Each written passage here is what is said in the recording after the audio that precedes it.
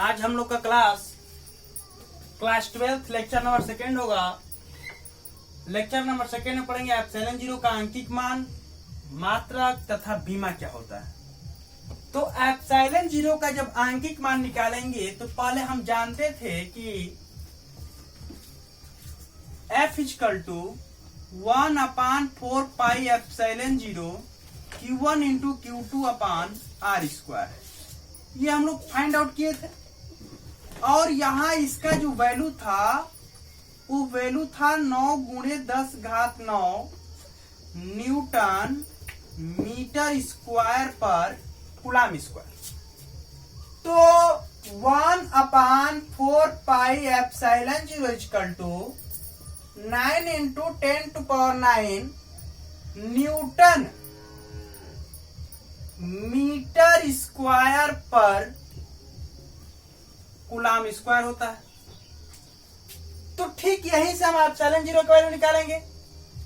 तो जब epsilon zero का वैल्यू निकालेंगे तो एप्सिलॉन जीरो इक्वल टू ये 1/4 पाई इंटू 9 गुणे 10 घात 9 अर्थात 1/4 पाई 9 गुणे 10 घात 9 हो जाएगा।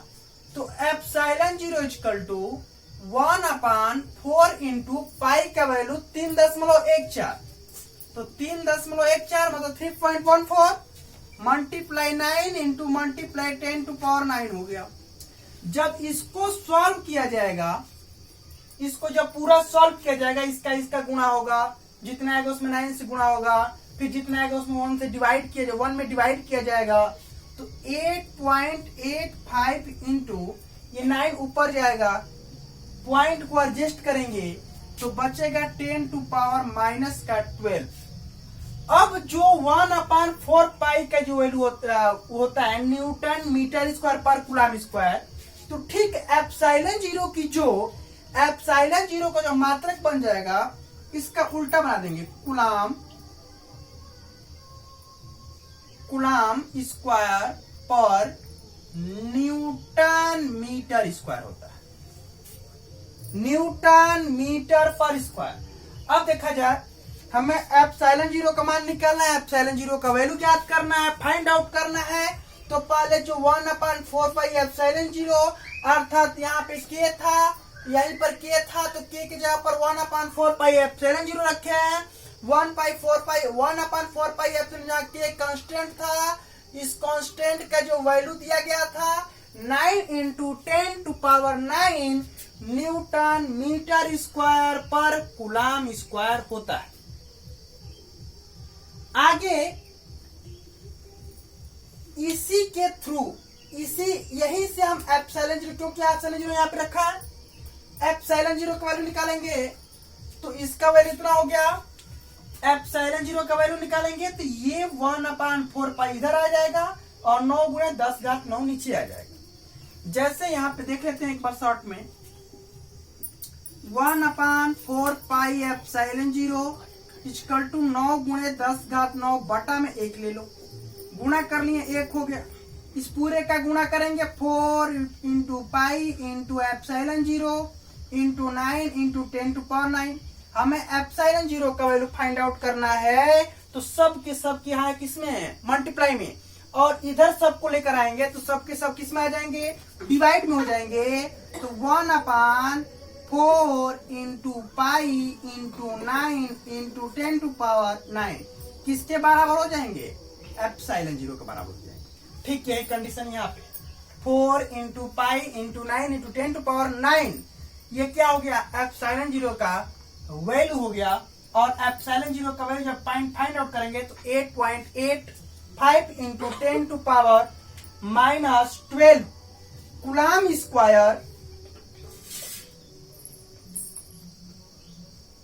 स्क्वायर पर न्यूटन मीटर स्क्वायर होता है। कूलम स्क्वायर पर न्यूटन मीटर स्क्वायर ये एप्सिलॉन जीरो का क्या हो जाएगा, यहाँ पे मात्रक हो जाएगा। ये एप्सिलॉन जीरो का ये मात्रक हो गया। और यहाँ पर 1/4 पाई एप्सिलॉन जीरो, तो दोनों आप होता है कि 1/4 पाई एप्सिलॉन जीरो का वैल्यू कितना होगा, तो 9 इंटू 10 टू पावर 9 होता है न्यूटन मीटर स्क्वायर पर कूलम स्क्वायर। और एप्सिलॉन जीरो का पूछ दिया जाए तो 8.85 into 10⁻⁻12 coulomb square newton metre square हो जाएगा।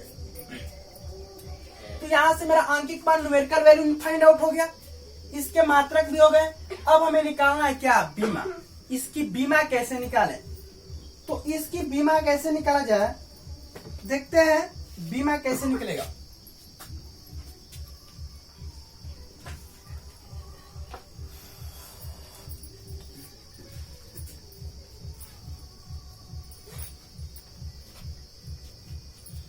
जो इसकी बीमा है, बीमा पर ध्यान दिया जाए। इसकी बीमा फाइंड आउट करना है हमको। बीमा क्या फाइंड आउट होगा, तो ये होगा F equal to 1/4πε0 Q1 into Q2/R²। हमें क्या निकालना है, एप्सिलॉन0 की बीमा निकालना है। तो एप्सिलॉन0 यहाँ पे लिखेंगे और F इधर आ जाएगा 1/4π। F इसमें नहीं लिखेंगे क्योंकि ये कांस्टेंट है, और कांस्टेंट की कोई बीमा नहीं होती है, नियतांक का कोई बीमा नहीं होता है, इसलिए होगा Q1 इंटू Q2/F इंटू का ये बन जाएगा आपका R²। R² हो गया। अब यहां बचा क्या, आवेश है, Q चार्ज। आवेश की बीमा क्या होगी, F हो बल। बल का बीमा क्या होगा, ये R है जो तो बीच की दूरी है, दो बिंदु दो आवेशों की बीच की दूरी थी R, तो बीच की दूरी को L लिखते हैं। बीच की दूरी को लेंथ लंबाई है, जब लंबाई हो गया L हो गया तो इसकी L² हो जाएगा, इसकी बीमा L² हो जाता है।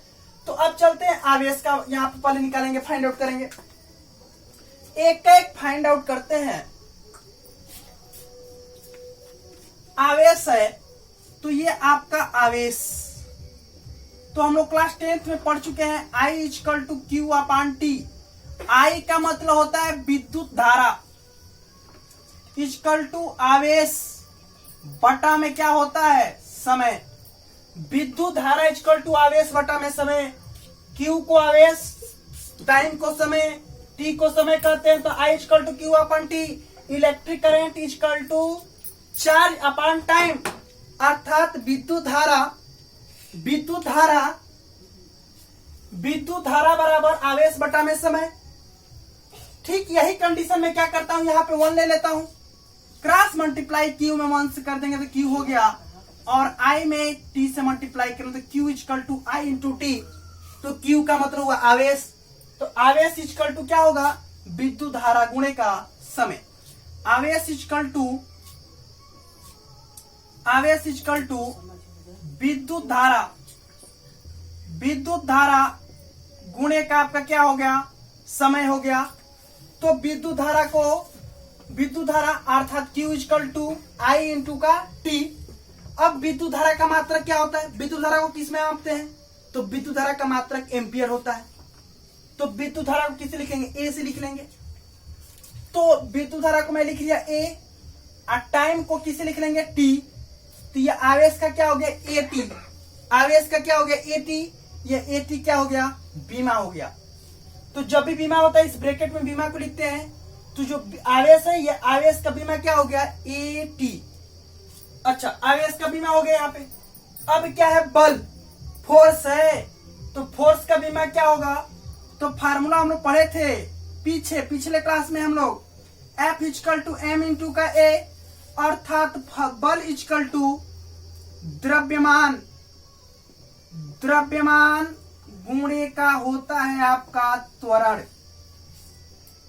द्रव्यमान गुणे का त्वरण, F force, M mass, A acceleration. Force, mass and acceleration.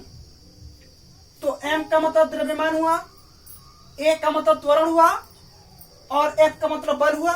तो बल का बीमा क्या होगा, जब बल का बीमा होगा तो यहाँ बल का बीमा रख लेंगे हम, और ये चूंकि कांस्टेंट है, नियतांक इसकी कोई बीमा होगी नहीं, तो बल का होता है द्रव्यमान गुणे का त्वरण। तो हमको त्वरण का बीमा नहीं पता है, तो पहले हमें त्वरण का बीमा ज्ञात करना पड़ेगा। चलिए यहाँ पे त्वरण का बीमा ज्ञात करेंगे पहले। तो त्वरण का परिभाषा क्या होता है, वेग परिवर्तन की समय दर को क्या कहते हैं, त्वरण कहते हैं। वेग परिवर्तन की दर को, वेग परिवर्तन की समय दर को हम क्या कहते हैं, त्वरण कहते हैं। वेग में जब परिवर्तन हो जाएगा किसके अनुसार, वेग में परिवर्तन किसके अनुसार होगा, समय के अनुसार। वेग में समय के अनुसार जब परिवर्तन हो जाएगा तो क्या कहलाएगा, एक्सेलरेशन, त्वरण। तो त्वरण किसमें, वेग है, किसके अनुसार परिवर्तन हो रहा है, समय के अनुसार हो रहा है, तो वेग बटा में समय हो जाएगा आपका यहाँ पे, वेग बटा में समय। अब मेरे पास एक और आ गया दिक्कत, त्वरण का बीमा कब निकलेगा, जब वेग पता रहे कि वेग का बीमा क्या होगा। अब वेग का बीमा हम निकालते हैं। ये सारे चीज क्लास 11 के हैं, क्लास 11 के फर्स्ट सेकेंड चैप्टर में दिया है बीमा। अच्छा वेग क्या होगा, चलिए हम पहले वेग का बीमा निकालते हैं। वेग क्या होता है,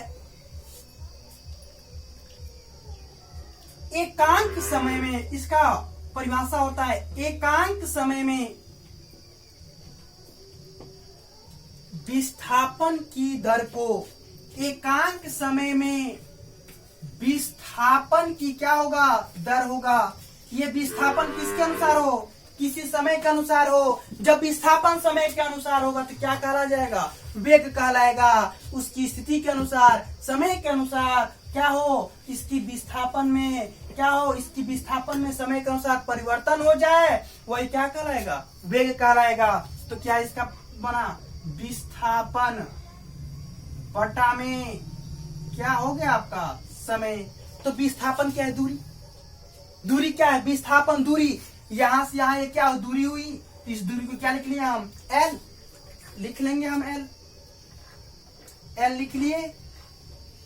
टाइम है टी लिख लेंगे, इसके पावर कुछ नहीं तो 1 है तो ये लिखेंगे एल, और टी पावर क्या है 1 है तो यहाँ क्या लिख लेंगे, ऊपर जाएगा तो -1, अर्थात एल टी के पावर -1। यहाँ देखा जाए मैं लिखा हूं ऐसे एल था, अपान यहाँ पे क्या है टी है, इसको ऐसे एल, और यहाँ पे क्या लिख लेंगे टी, पावर कुछ नहीं तो क्या लिख लेंगे 1, पावर कुछ नहीं तो 1 लिखे।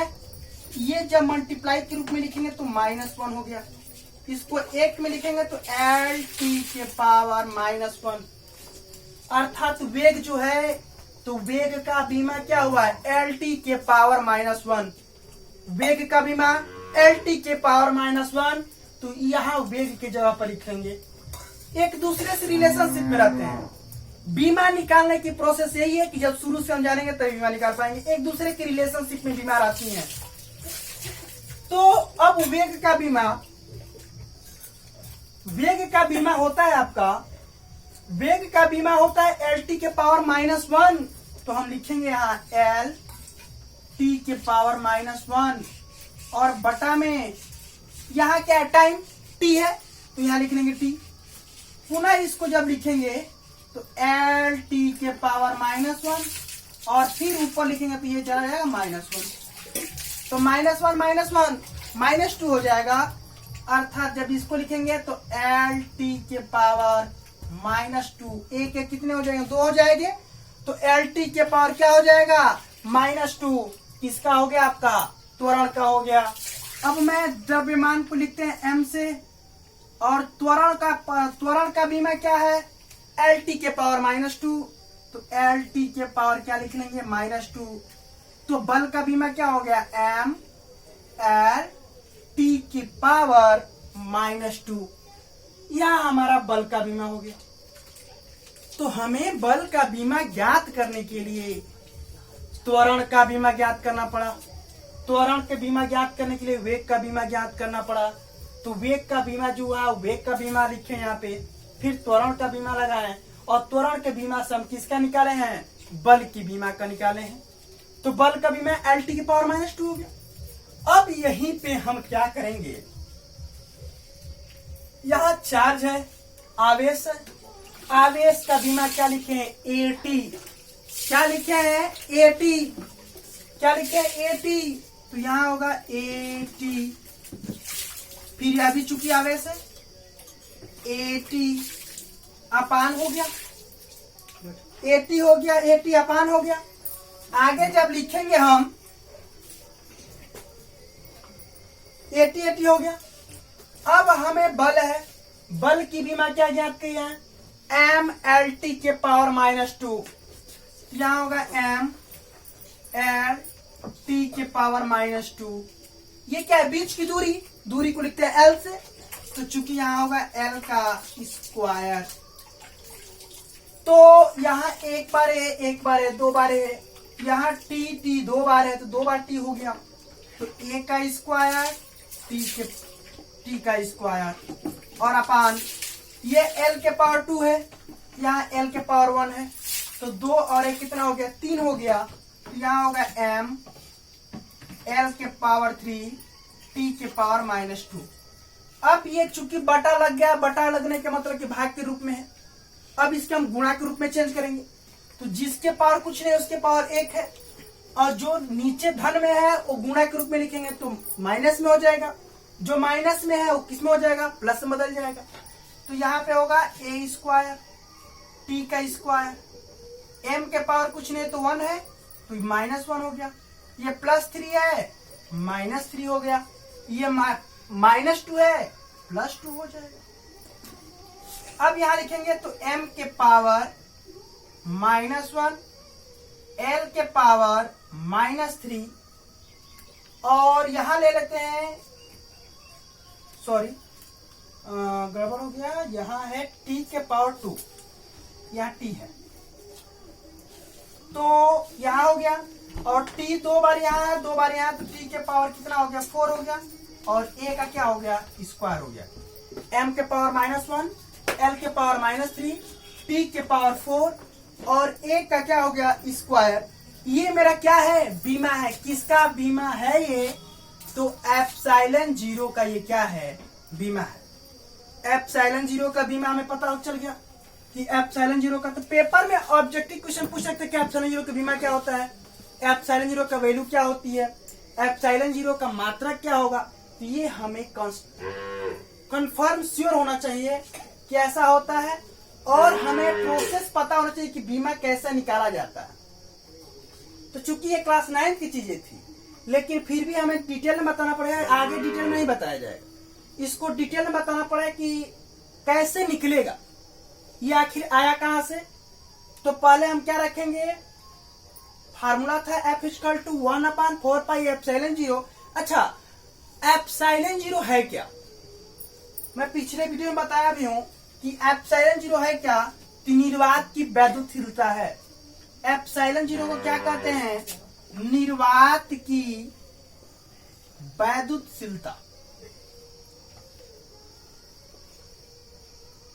निर्वात की वैद्युतशीलता एप्सिलॉन 0, और एप्सिलॉन 0 का मान भी बताएं, एप्सिलॉन 0 का मात्रक भी हो गया, और एप्सिलॉन 0 का बीमा भी हो गया।